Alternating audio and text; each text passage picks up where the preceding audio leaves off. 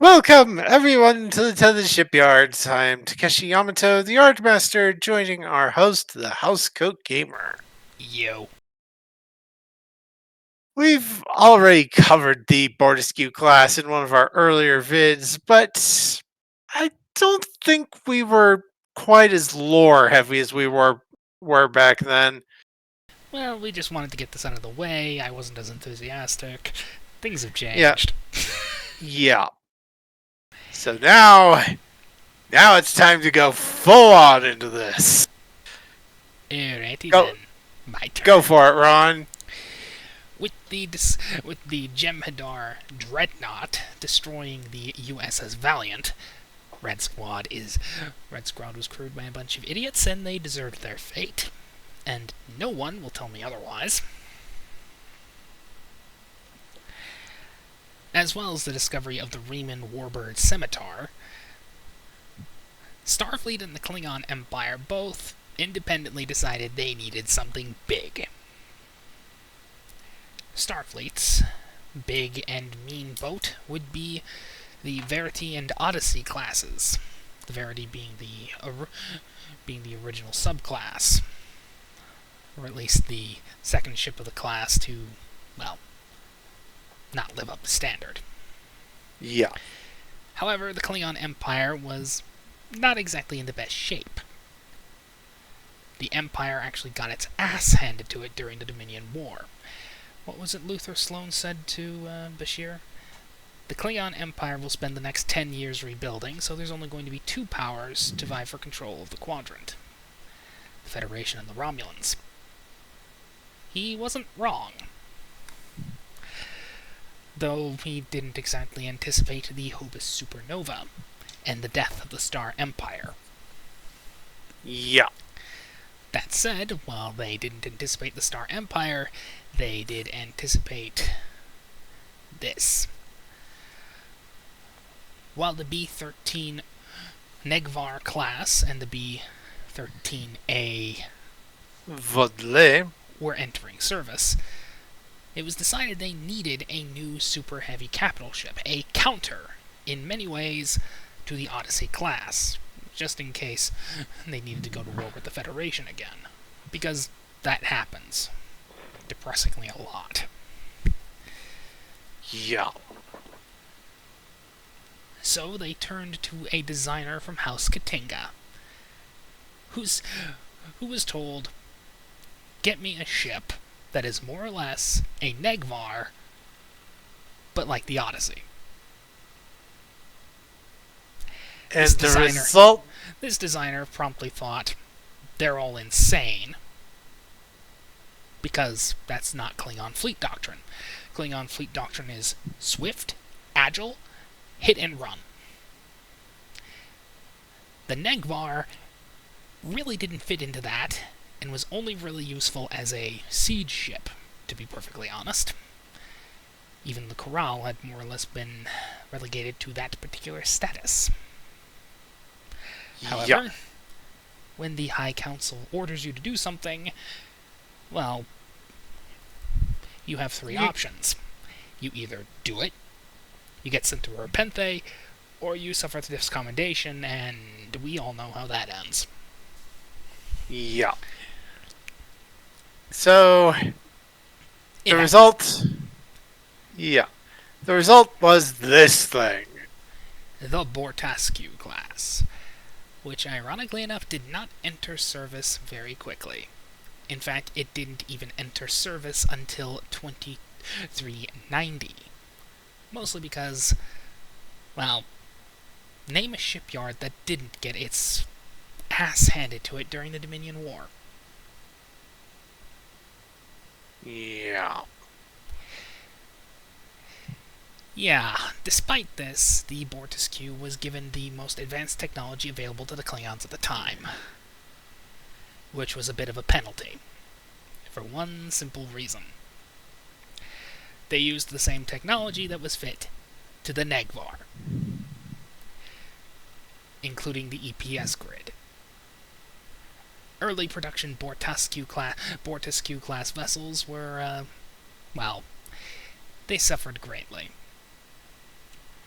Thus, they were renamed Bortasqu class, because they were still powerful, but not quite useful enough to counter the Odyssey class.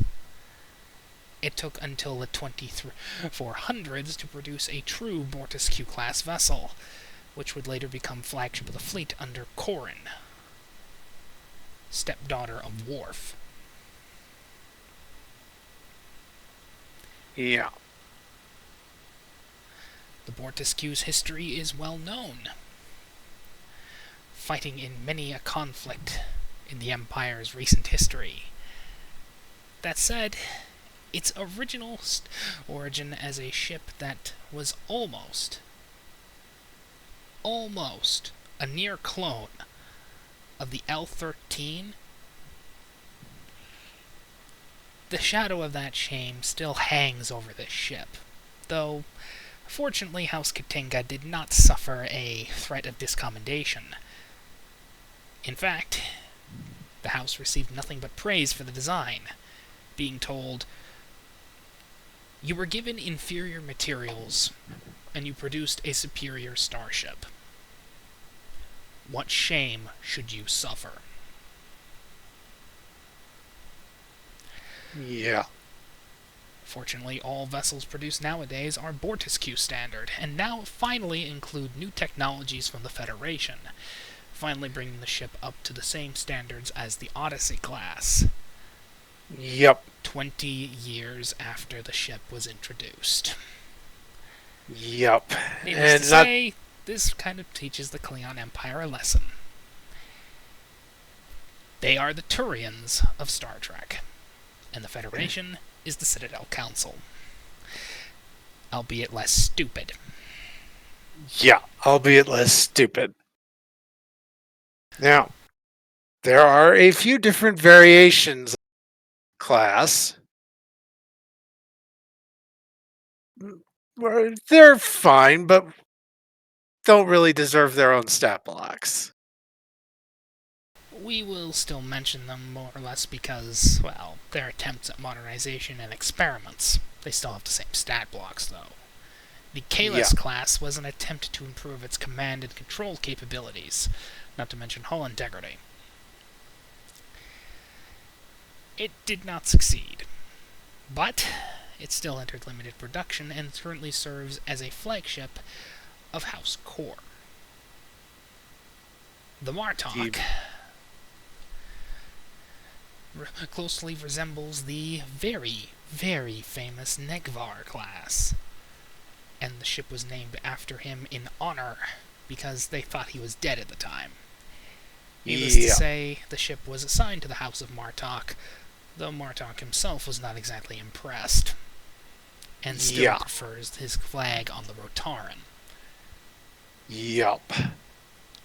Lastly, the Gorkon class. This was an attempt to improve the scientific capabilities of the ship, and try and turn it into, more or less, a Klingon Audi. Needless to say, the only two houses use this ship. The House of Duras, which has been reformed quite heavily. Yeah, under Jarod. That man deserves a lot. That man deserved better. I mean, he was the best member of that house. What did he do? Yeah. He went, "I'm not going to be my mom. I'm not going to be the rest of my family. I'm going to serve with honor. Up yours." And, well, he did. And he didn't refuse the ship, though he prefers commanding his own vessel. And the House of Antak, which more or less turned the ship into a hybrid of command vessel and flying research ship. Yep. If you see a ship entering your space, you know that there's going to be the Dahar Master of Medicine on board. And his war will be against pestilence and plague. Yep. Because that's the Klingon mindset. Yep.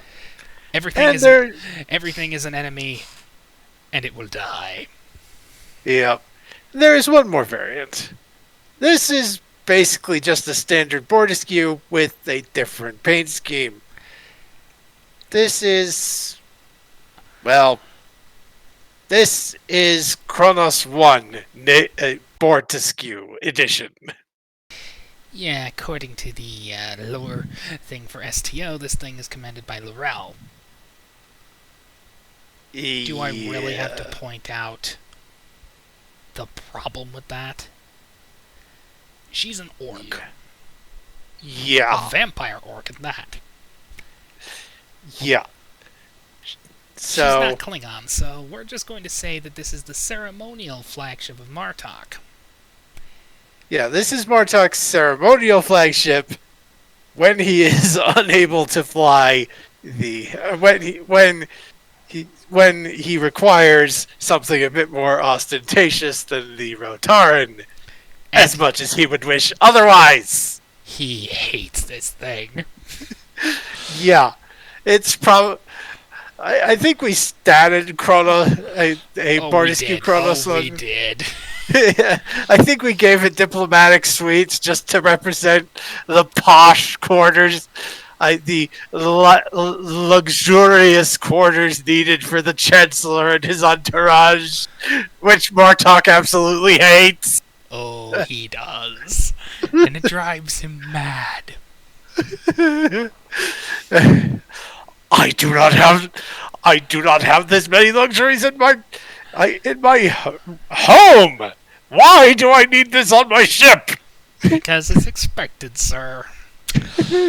I toss it out, but it's expected. Which is probably the only reason that assistant has not been executed. Yeah. Now, unfortunately, we're not going to be statting this thing, but we are going to be mentioning that there is a B-16 vessel. I believe it's the Hammerhead version of the Negvar. Yeah, the Kudaj, I think they called it. Yeah. As well as a B-17, which unfortunately is not a flying fortress. That would be the Negtev. Yeah. We won't be statting those. I think we already have, really. We just haven't more dumped on them. Not that we need to. They're just more modern Negvars. Yeah. Regardless, as much as we like to dunk on Martok's hatred of luxury, we've already statted the board. Yeah. And that video still has the link in the document. So I'll just provide. So the link will be provided in the description. That said, we're also waiting on one other thing when it comes to the board. Its live action appearance. Yeah, it needs it. Fortunately, there are a number of openings for a live action series. After all, STD is now dead. Praise Gibble. Yeah. Lower Decks is no longer going to be an option for much longer. Not that I mind. Yep. Death and Rick and Morty clone. And Picard is unfortunately gone. Season 3. The best trek since 2005. Yeah. We've got room for a potential series focused on the Enterprise G. And, well, there's an excuse to include the Wart. Get on that, Paramount, if you're done kissing Kurtzman's ass. Yeah. Let Maroney... Not Maroney. Terry Metalis. Let Metalis take the reins and let him make something extraordinary. 90s track. Bye-bye.